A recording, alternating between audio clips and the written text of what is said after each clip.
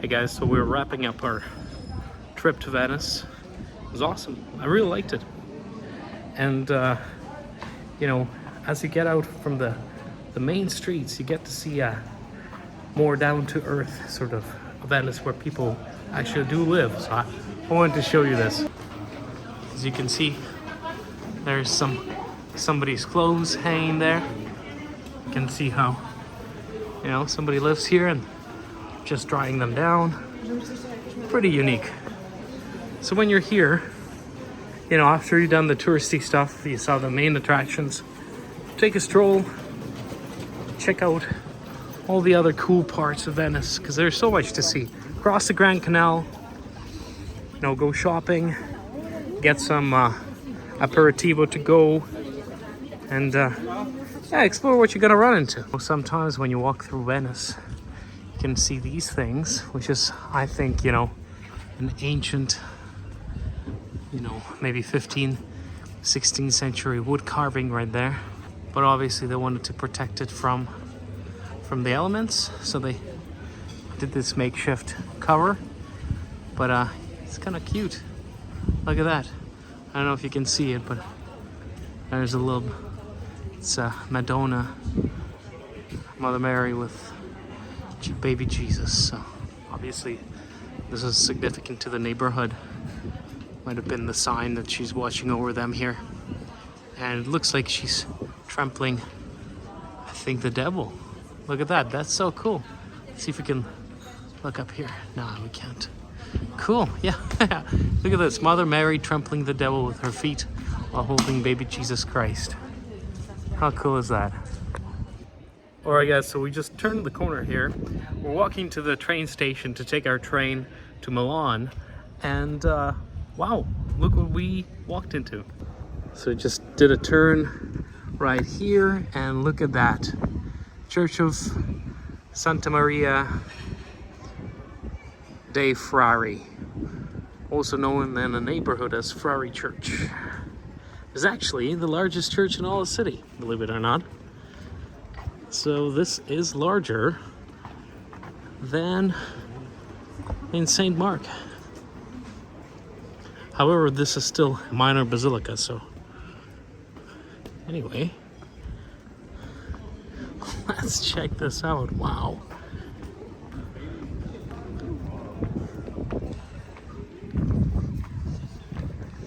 Oh, I'm excited to go in.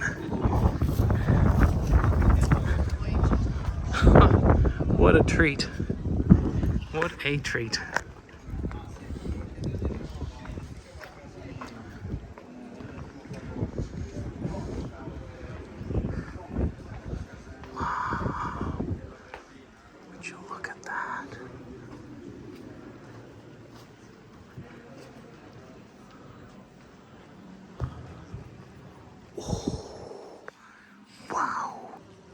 Guys, so we are inside the Frari, but look what I found here. I didn't realize it was here.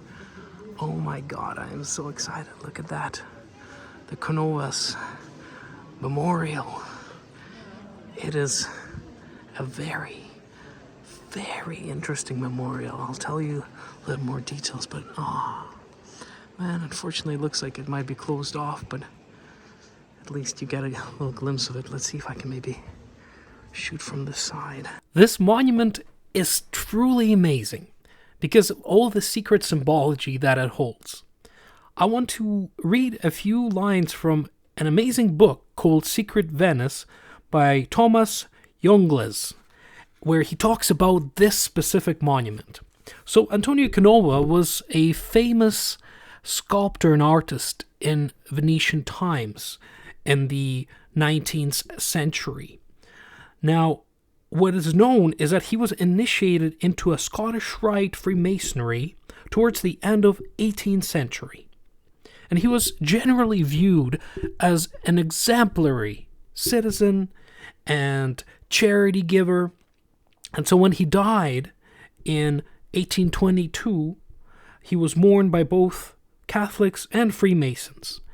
And the honor that he possessed can be represented in this gigantic monument in the center of the largest church in Venice. So I want to read a few passages that Thomas talks about when he describes this monument.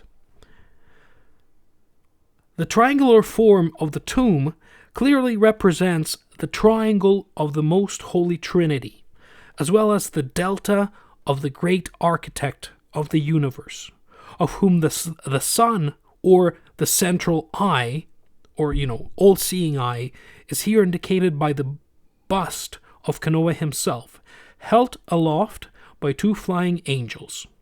For those initiated into the primordial tradition, this was clearly intended to signify that the master artist has been a spiritual initiate, and thus, after death, would find his way to the eternal Orient, or the heavenly Jerusalem. Beneath the central medallion is a doorway towards which the funeral cortege moves. The veiled figure of death, carrying the synopic vase, is followed by a half-naked male figure bearing a lit torch, the symbol of immortality. Symbolically, in fact, the immortality comes after death. Behind them are two women carrying wreath of flowers. They represent hope in the charity of immortal life. The cortege ends with two boys carrying lit torches. They symbolize that renewed faith is ever young, the certainty produced by faith. To the left is a sleeping winged lion whose paws are crossed upon a closed book. This represents power, wisdom, and justice, symbolizing the Father-Master-Sovereign.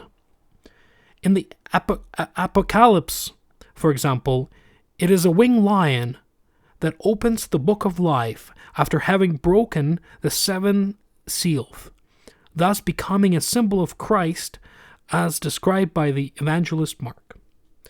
The presence of sleeping lion and closed book here means that Antonio Canova has closed his eyes forever, taking with him wisdom and faith as he moves towards the throne of God. On the second step is an angel with spread wings. Hanging his head, he looks towards the door of the tomb with an expression that is one of sadness and melancholy. His right hand resting on a club, he represents the guardian angel who has flown off through the doorway of death. This makes him a heavenly witness that there is no death without immortality.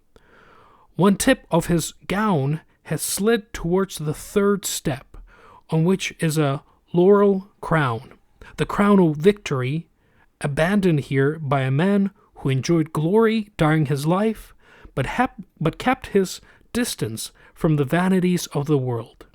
Without his tunic, the angel is thus denuded, like the bare truth, or Isis unveiled. Look at the rest of this church. Look how magnificent this is. Not often do you have magical creatures like griffins in churches, Sort of doesn't really tie in too much, but this is what Titano Ferdinand.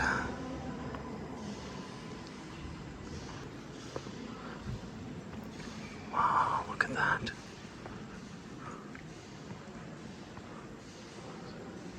This is a very, very unique church. Usually you walk in and right there, right away, are the seats, but here, sort of you're inside the church, but not really, You're surrounded by by frescoes and sculptures. And, here's another one let's take a look at this one.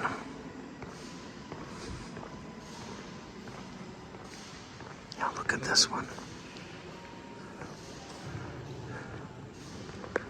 Here's probably a doge that is buried here. We'll have to look that up later, but check this out. Here you have sort of death. Saying these things. Here's some figures of African descent supporting these columns. Oh, and by the way, here's a little video I have of the Canova monument, but I just want you to see some of the details of this monument. It's magnificent. Hopefully next year I'll be done. We'll see. Anyway, let's keep walking. Wow, look at that. You have the crucifixion of the Christ right here. What I assume are different saints below him.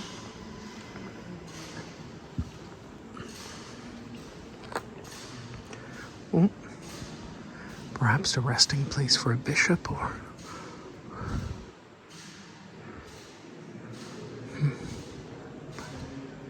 Interesting.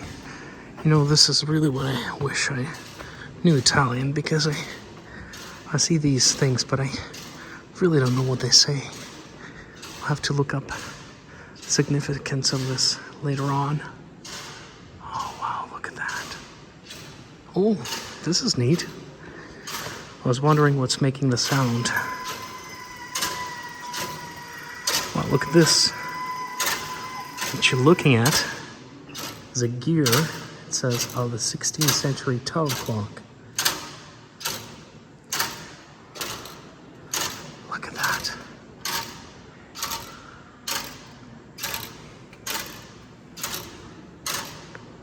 Wow. Still beating. Here you have presumably somebody's final resting place. But what is unique about this church, like I said, is that the outlay, you know, you sort of walk in here, there's this grandiose hall that is occupied by frescoes and monuments to the notable leaders, as you see. But the actual church is sort of right here. It's much more secluded. Look at that. You see, here's the ark, and so then you would have to kind of walk in here. This is where religious magic would begin. Look at these seats too. Wow. Look how finely it is furbished. Wow. So here would be the seats. You know, the size of this church almost makes me wonder, how was it used? Because, you know, these chairs are quite fancy. So perhaps this was reserved for the highest of the richest of the city of Venice at the time. And who knows, maybe back then where we see the open floor, maybe that's where the, you know, the regular folks would have to sit on the, maybe not getting the best view. But look at that. Wow. Oh my God. That is so nice. This is very, I mean, I don't know, but this reminds me of very Gothic style of churches. Wow, look at that. Beautiful. Wow. Man, the amount of art in this city is just ungraspable. Like, you just can't get over the detail. Look at that.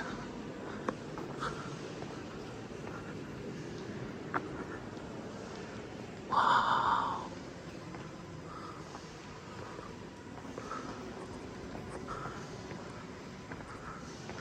Different chambers and resting places for what appeared to be some knight.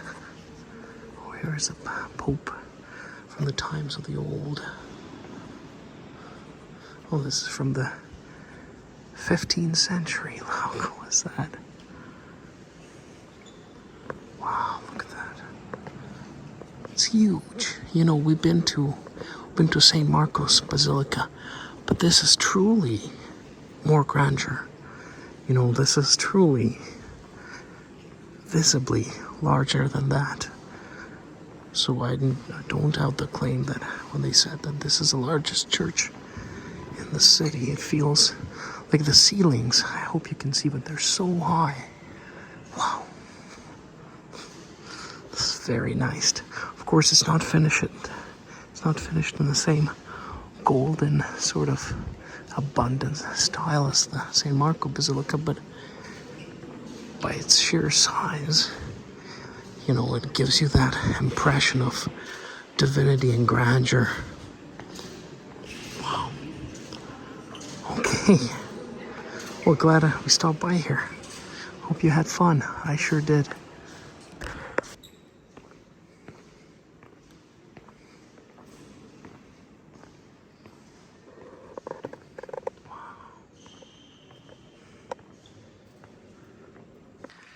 And here we're gonna walk to the other side from the altar, just to give you a glimpse of what this side looks like. Look how magnificent they are.